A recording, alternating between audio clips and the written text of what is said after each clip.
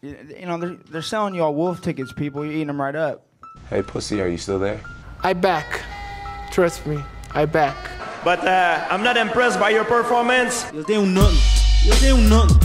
Shut your fucking mouth, you'll do nothing. You'll do fucking nothing. Not one of you will do nothing. I'll tell you what, bro. You know, I was out there, I was fighting all the hitters, bro. You ain't fought no hitters. Come on, guys. Normal. I'm not saying I would fight you. I would kill you. John, do you think I'm just gonna sit there and let you kill me, John? I mean, really? No, don't be scared, homie. I'd like to take this chance to apologize to absolutely nobody. The double champ does what the fuck he wants. I'm gonna beat you into the living death. I mean, maybe that's your job, but where I come from, you know, people like that get slapped. That's fucking illegal. Nate Diaz, you just shook up the world. How's that feel? Hey, I'm not surprised, motherfuckers. Yeah, this is a simulated death match. And you haven't simulated anybody's death yet. I said it last year. We're not here just to take part. We're here to take over. What is the game plan going in against him? The game plan is you go in there, hit him with some good shit, don't get hit, and come home with a pocket full of cash. Who the fuck is that guy? Everybody's on steroids. The whole UFC, everybody. I'm gonna go home tonight. I'm gonna drink a Coors Light. That's a Coors Light because Bud Light won't pay me nothing. Do you want to be a fighter? That is my question.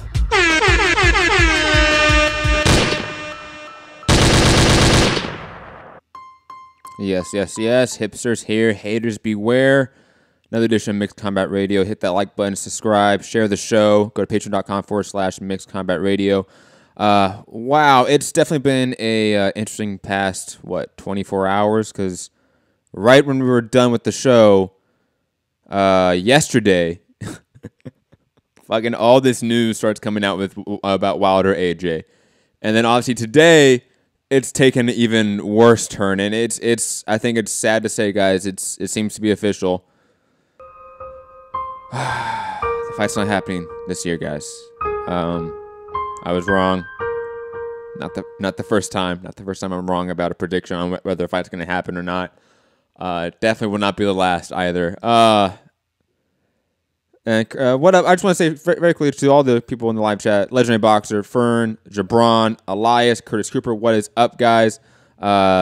Is it good morning, afternoon, wherever you are? Salute to you guys. You guys are awesome. Definitely this news is not awesome, so we're just going to get right into it because, I mean, again, it all started with, I want to say, this article, which I'm going to show you right now. The Dan Rafael, Deontay Wilder ready to sign contract for Anthony Joshua, and I absolutely implore everyone that is listening to this to, after this show is done, to go read this article if you have not yet by Dan Rafael, because it's just a great overall summation of what has transpired basically in the past month or two with the latest round of negotiations between these guys. And obviously it then morphed into this news that, per Michael Benson in World Boxing News, Joshua versus Wilder officially off. Charlie Finkel confirmed it's not happening. Ah, man, it's just, again, I'm playing again, man. Like, it is. It's a very sad day for the world of boxing. They had a moment where they could have really capitalized and captured the imagination, not only in the boxing fandom, but the entire world and the casual eye and their imagination in the sport of boxing. This is a matchup that really could have transcended the sport when neither guy has really done that yet, except for obviously AJ in the UK, but neither guy's really transcended the sport the way Mayweather did or Ali did or Tyson did. But this fight, I think the combination of the two, if they got it right, let's say back, Parker AJ was in the end of March. Let's say they got it made April, mid-April, late April, and they had all that time for September. They made it before fucking the whole Triple G Canelo shit. They would have been the lead. They would have had a world tour around everywhere, and they would have done a lot with it. But they didn't. and it's unfortunate. And I'm not really going to I'm not going to be here and play the blame game, because I know some of you are already doing that. It's just like, I'll put it this way: me and Rob, UK Rob, shout out to TBV. Me and him had a interesting back and forth with Eddie Hearn actually on Twitter. Fighter IQ, go check out his channel. That's Ron the Mastermind. Again, shout out to the TBV family. What up, Mike Gross, ABC. What's up, guys? And it's interesting because I think both sides are saying completely contradictory things. Eddie Hearn is saying that they've had the contract for X amount of days. We've received no comment back from them. Therefore, we're moving on. Shelly Finkel is saying the exact opposite. He's saying not only did we send an immediate response when we got the contract X amount of days ago, saying, hey, we're gonna apply later that week, and also there's no date and venue in this contract. Obviously, we need the date and venue in the contract if we're going to sign with it. And both sides are saying things to the contrary. So who to believe? Who knows? Neither side is obviously going to really bring true proof to the table. We're not going to see a contract. We're not going to see an email. We're just not. I doubt it. And as of this point, Eddie has yet to respond to those points that I've said to him. But it's just interesting. It's one of those things where it's just unfortunate that this was probably, in my opinion, if not the biggest fight in the sport to be made, the second. 1B to the 1A of Canelo Triple G. It's right up there. This was a well over a 9-figure sort of fight, and we're just not going to get it, unfortunately. It is what it is. But some good news, though, because only a few minutes after, obviously, the whole fight's off, we received this. Shelly Finkel claims that Anthony Joshua's team have now given him a new potential date and venue for the Deontay Wilder fight, April 13th, 2019, at Wembley Stadium. So, are we getting a Andre Ward, Sergey Kovalev-like contract? I don't know. I think that's probably the best, the best scenario we could really have right now is these guys still having a deal in place, and then them fighting Brazil, god damn it, and Povetkin, which is still a decent fight. It's unfortunate. This is not what we want. This is not what us hardcores want. I think the fight is better served in Wembley. So maybe long term we don't care about this as much. And think about it, even though you still have rumblings of Mayweather Pacquiao was too late, that's still not an overarching narrative. To me personally, I could be wrong out there that, obviously there's that sentiment, but it's not like this thing that we beat the drum how dare that fight was 6 years late. Obviously Pacquiao would have won. It would have been completely different. I think most people realize that 6 years ago it would have been the same for that fight, That's just my perception of it. I think if this fight is, let's say, 6 months down the line from the targeted date this year, and now it's 2019, does that change everything? I don't think so, especially if the deal is in place. If the deal is not in place and they go to the future fights in September and into the fall, that's not a good sign. That is not a good thing for us fans, so definitely keep an eye out on that.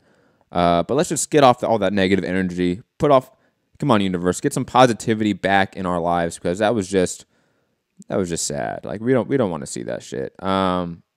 To add some little more positivity to it, Clarissa Shields, shout out to her, doing a pretty good 376,000 viewers average on Showtime on Friday. They are saying that's the best viewership they've had on a Friday card to date, I believe.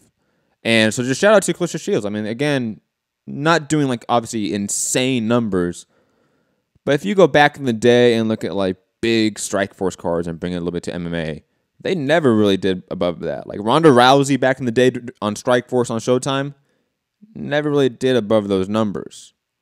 I think it's good. I think these are good numbers. They're not phenomenal. They're not bad. But especially a good sign for just the women's division, the women's sport overall. They needed good metrics to go back to Showtime saying, hey, we have this. Mike Gross in the chat saying, shouts heard for donating $7,500 to Flint for that water. I mean, what her and the Jarrell brothers are doing in Flint, Michigan should always be applauded. So just shout out to them.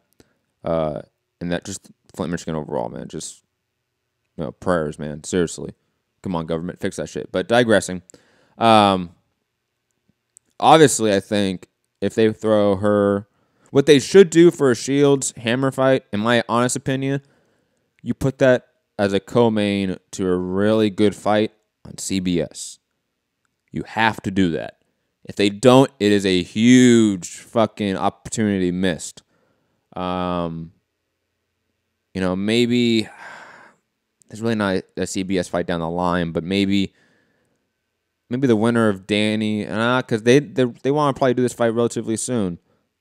I don't know what they do. It should be like if they had, like obviously like a year ago, if you can take this matchup and put it back a year ago for like Thurman Garcia on CBS, that would be amazing, right? So what's the equivalent of that now? I don't know.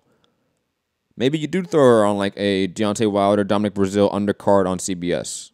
Like, why not do that? I don't see the drawback on that. Like, pay the extra money to get that time slot and do it. Plus, CBS owns Showtime. Like, it shouldn't be that difficult to do. So, I think that's what you need to throw Claressa Shields on primetime television right now. Like, all the big Showtime fighters got that luxury. Claressa Shields has not. I think she needs that. But yeah, shout out to her, man. Again, one of the best in the business. DAZN making a fight card official finally for the U.S. distribution rights. Beterbiev versus Callum Johnson. Callum Johnson just beat Frank Buglioni. Is done for October 6th, says Eddie Hearn, by way of Keith Adek of Boxing Scene. I don't mind the fight. I think it's going to be entertaining for as long as it lasts. Callum Johnson, a mean left hook. Beterbiev, obviously a better boxer. Obviously a more fundamental and sound fighter.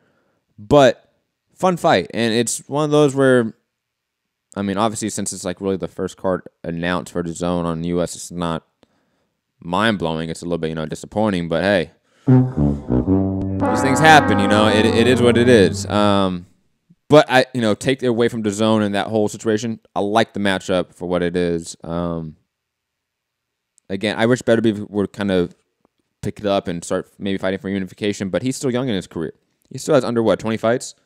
So, yeah, he's 12-0. Like, you give him time. He needs time. Like, look at Inoue. Like, Inoue has fought great competition, and he's only like 15-0. Like, not everyone can be that. Not everyone can be a Lomachenko. Some guys are Beterbiev. It's okay. Mike saying Beterbiev been out for a while. Yeah, he seems like he has been out for a while. I think he fought, Enrico Colling, on ESPN, like summertime? Nah, it wasn't that long ago. Maybe like 6 months ago. I forget. But Legendary Boxing, I watched it on YouTube. Yeah, that's definitely one of those where you can definitely watch it on like a day after, something like that. I definitely agree with that. Now, if that was on a good card, maybe. If they start really beefing up these cards, but the amount of cards they have to put on for DAZN, it doesn't seem likely.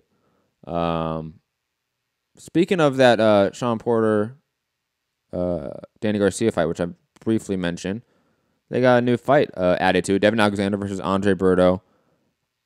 Good sort of gatekeeper matchup. Two guys, and towards the end of their careers being matched up together. I like it. I really like this matchup. I definitely think it's one of those where whoever wins probably gets a big fight for a big paycheck to sort of end their career, and the other guy doesn't, unfortunately. I think Devin should win it. Devin's been looking pretty good lately. But then again, Andre Berto, shit. He may come in and just throw a mean shot and just really hurt Devin Alexander. Legendary Boxing, I'm not buying DAZN to watch AJ versus Povetkin either. Yeah, I definitely want to get into that. Because I called it earlier today. I'm like, watch, now that that fight's going to be on for September, that would be the first card for DAZN in the U.S.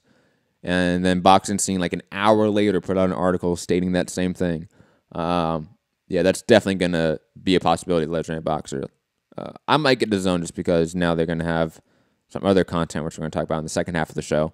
And again, I even forgot to say that, like, it's Mixed Sound by Radio. So, like, boxing in the beginning, MMA, etc. in the second half of the show for all you boxing fans following me from TBV. Just so you know going forward. Digressing. What else do we have here for boxing? Ooh, that's right. Jacobs versus Derevchenko. IBF orders purse bid for July 5th.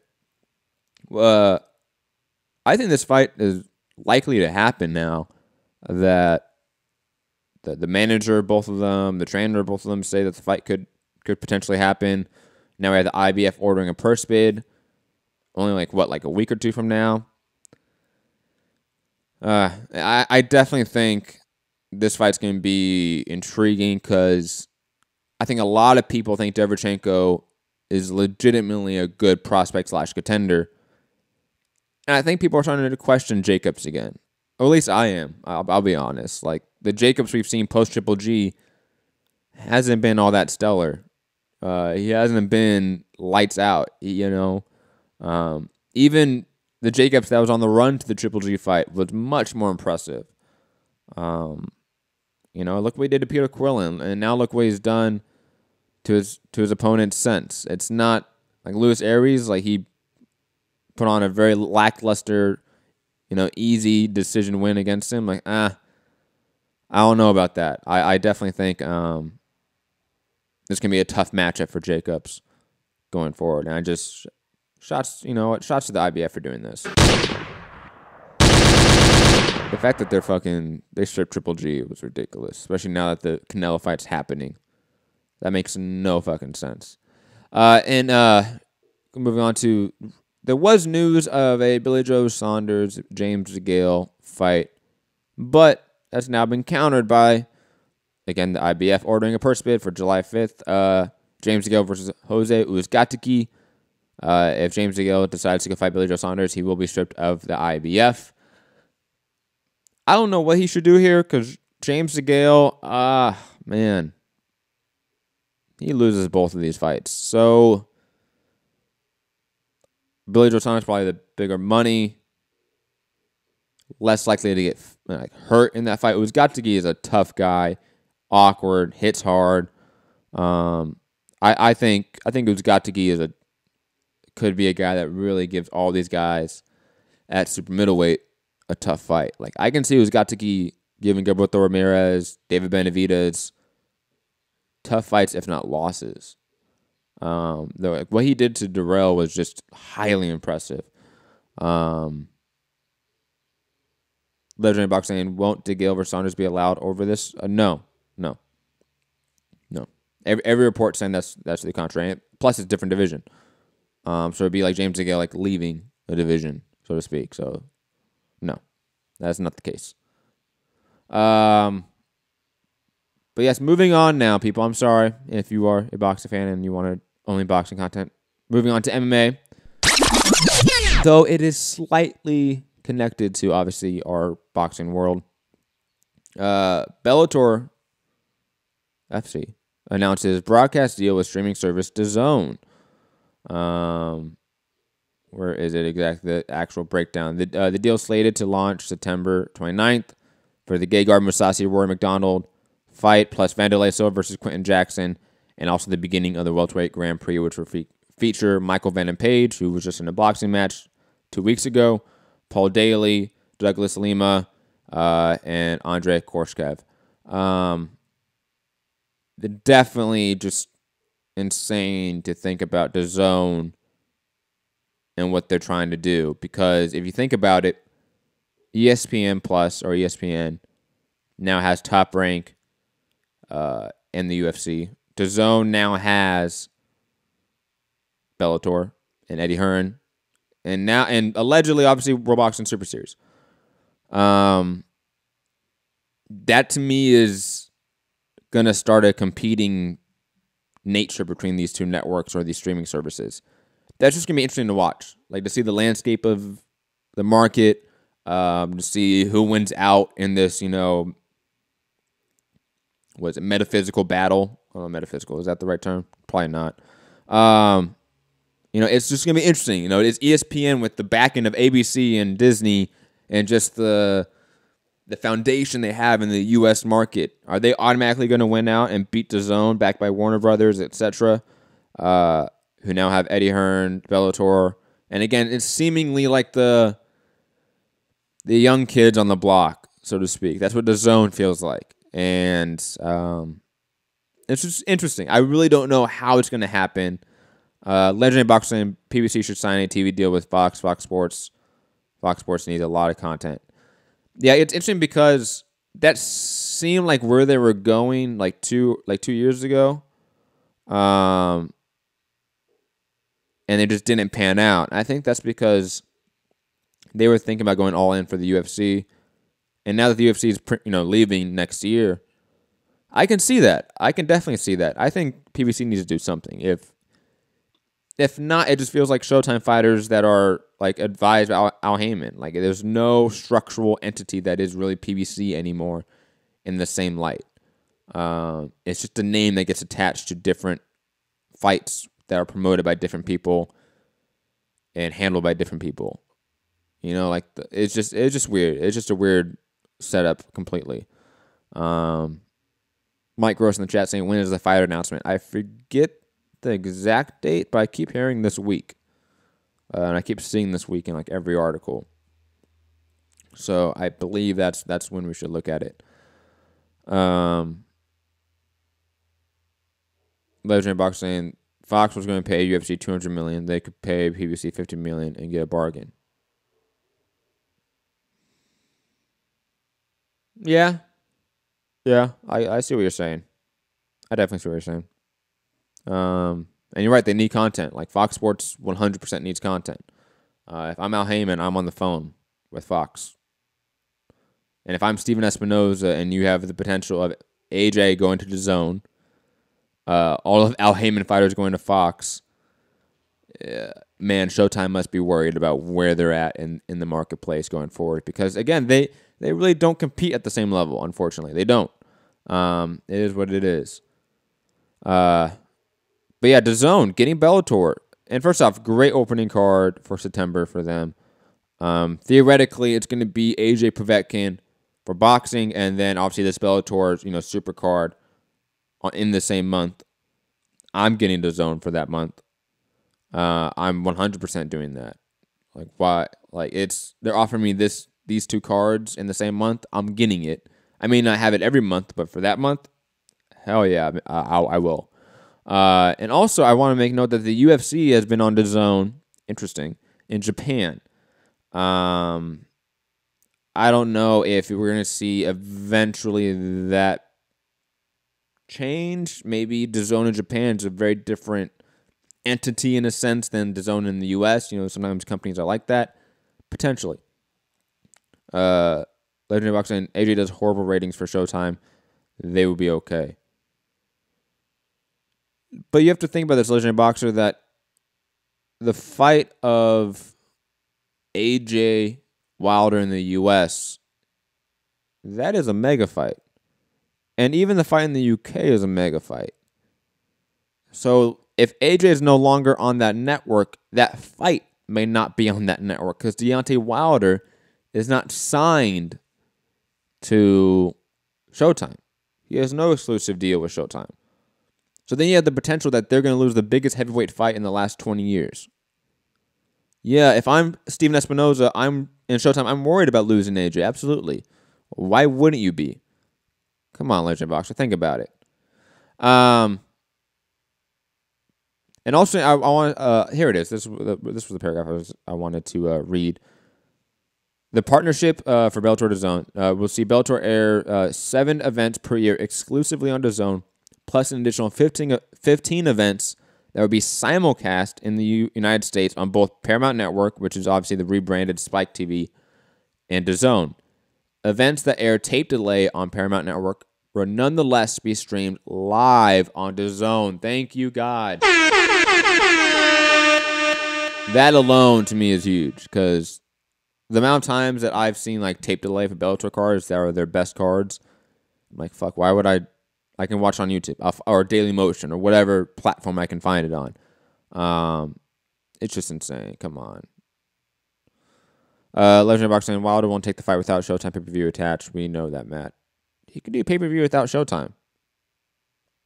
I think you don't know that.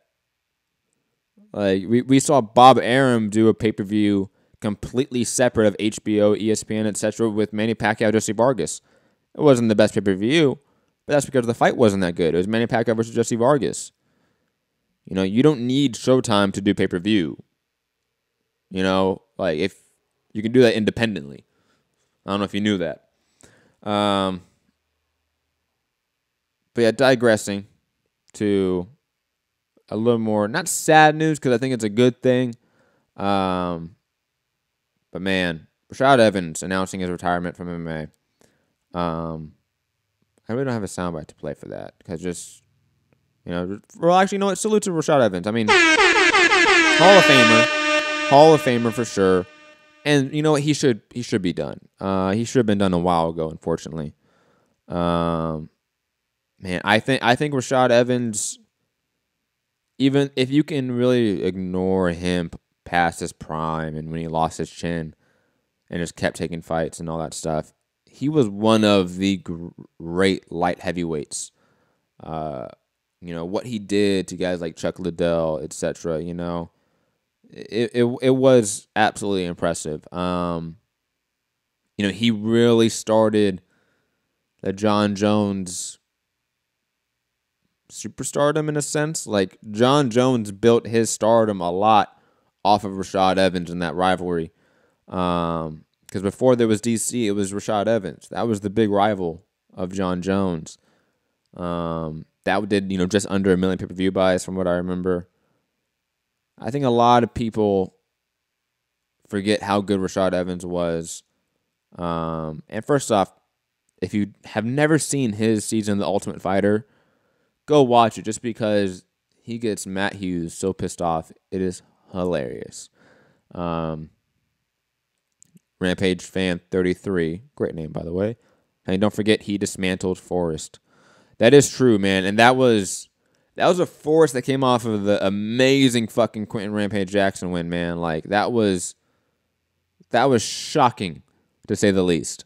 No one expected it that easy, and it was. And he again, Rampage Fan saying he also had the insane head kick against Sean Salmon. That it is definitely still one of the best knockouts of all time. That's been replayed over and over again, even though it's Sean Salmon.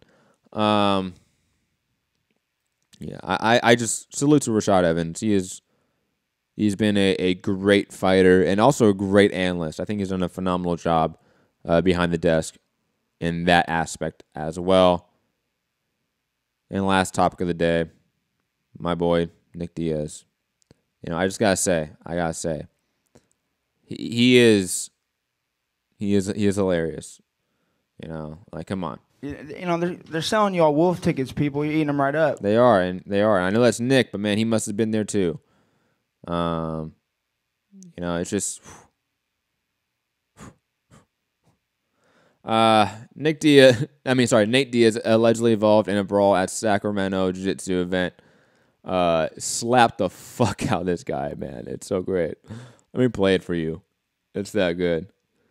Legendary Boxing, do you know Eddie has said they can get an exemption from the WBA for the unification bout? Don't you think you should talk about that shit? Stop protecting Eddie the Snake, Matt. I'm not protecting him. The fight's not getting made. I mean, until Shelly shows us the email to counter what Eddie is saying, Eddie's the one in the media right now talking shit. So it's both sides saying something without any proof. I'm not going to sit here and say anyone's wrong here, Legendary Box. I'm not going to pick sides with either side proving their point. You know, you should always be questioning PR narratives that are being put out. Always, in my opinion. But let's play this hilarious clip.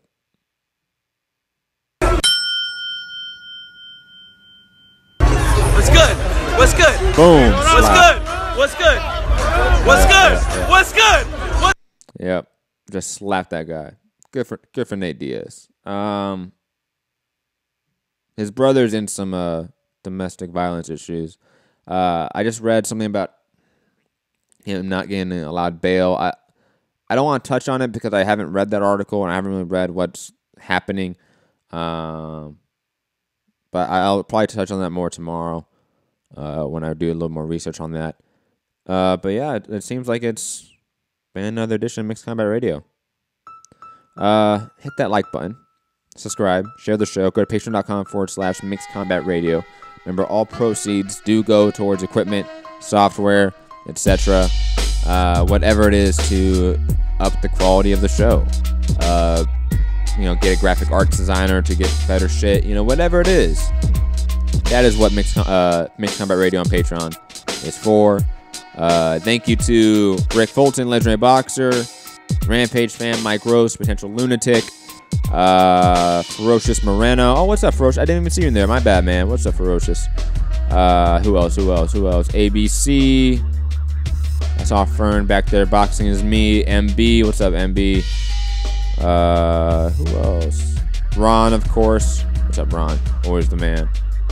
Elias, Fern, Curtis, Jabron. What's up, guys? It's been a good one. Remember, Monday, Tuesday, Thursday, Friday, 3 p.m. Eastern, 12 p.m. Pacific. Wednesdays will be 5 p.m. Eastern, 2 p.m. Pacific. For review shows. Oh, Real Nigel, what up? Shout out to Real Nigel, saying me too. What up, Nigel? What else? Remind me. This week, I will be out of town. I will do what I can to produce the shows and put out content. May not be live, put out content on those time slots, but it might be late. I am driving up to San Francisco on Wednesday, so I might be a little bit busy this week. But yes, peace. Have a good one. Goodbye. Hit that like button. Deuces.